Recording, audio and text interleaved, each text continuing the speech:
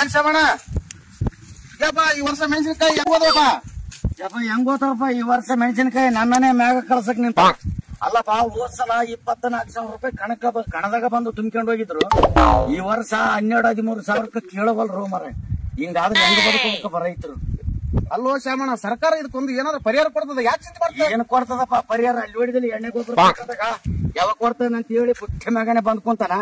ಒಂದ್ ವೇಳೆ ಇದಕ್ಕೆ ಕೊಡ್ಲಾರ ಸತ್ತೋಯ್ನಂದ್ರ ಸತ್ತು ನಾನು ಗುಟ್ಟೆ ಮ್ಯಾಗ ಸದ್ಯಕ್ಕೆ ಬಂದ್ ಕುಂತು ಬಾಕಿ ಮಾಡ್ತಾನ.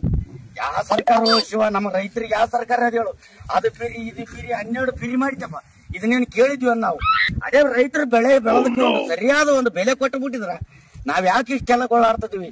ಯಾವ ಸರ್ಕಾರ ನಾನು ಸಾಯಕಾದ್ರೂ ಬೆಂಕೆತ್ತ ಅಂತ ಸರ್ಕಾರ ಸಿಕ್ಕರ ದೇವರಂತ ಪೂಜೆ ಮಾಡ್ತೀವಿ. ಬರವಲ್ದು ಯಪ್ಪ, ಸುಮ್ಮನೆ ಹೋಗಪ್ಪ. ಆಯ್ತಪ್ಪ ಬರ್ತೀವಿ.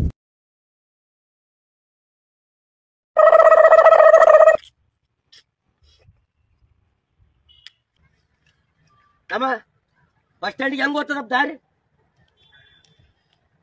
ಏನಪ್ಪ ಹಿಂಗ್ ತೋರಿಸ್ತಾನಲ್ಲಿ? ಏನು 20 ರೂಪಾಯಿ ಅಂತ ಕೊಡ, 20 ರೂಪಾಯಿ ಬಸ್ ಸ್ಟ್ಯಾಂಡ್ ದಾರಿ ತೋರಿಸ್ತಾನಂತ.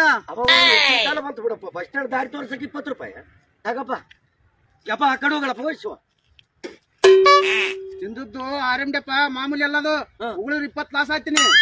ಸ್ಟ್ರೇಟ್ ಹೋಗಿ ಲೆಫ್ಟ್ ಹೊಳ್ಳು ಬಸ್ ಸ್ಟ್ಯಾಂಡ್ ಬರ್ತ ನೋಡಲ್ಲಿ. ಯಪ್ಪ ಇನ್ನ 20 ರೂಪಾಯಿ ಕೊಡ್ತನಪ್ಪ.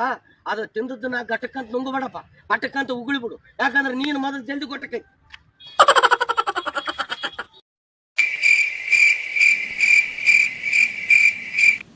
ಸರಳ ಏನ್ ಮಾಡಕತ್ತಿದ್ದೆ? ನಾಯಿಗೆ ಅಡಿಗೆ ಮಾಡಕತ್ತೀನಿ. ಯಾರ ನಾಯಿ? ನಾಯಿ ಪಾಯಿ ಅಂತ ನಾಯಿ ನನ್ ಬಡ್ ತಂದಿನ್ರಿ. ಏನ್ ಮಾಡ್ಲಿಕತ್ತೀರಿ ಅಂದ್ರಿ? ನಾಯಿಗ ಅಡಿಗೆ ಮಾಡಕತ್ತೀನಿ ಅಂತ ಹೇಳಿನಿ. ನಾಯಿಗೆ ಅಡಿಗೆ ಮಾಡಕತ್ತೀನಿ, ನಾಯಿಗ ಅಡಿಗೆ ಮಾಡಕತ್ತೀನಿ. ಇರ್ಲಿ, ಮಾಡ್ ಮಾಡ್ ಮಾಡ್ ಮಾಡ್. ತಂದು ತನಗ ದಿಕ್ ತಪ್ಪೇನ್ ನೋಡಿ ಈಗ.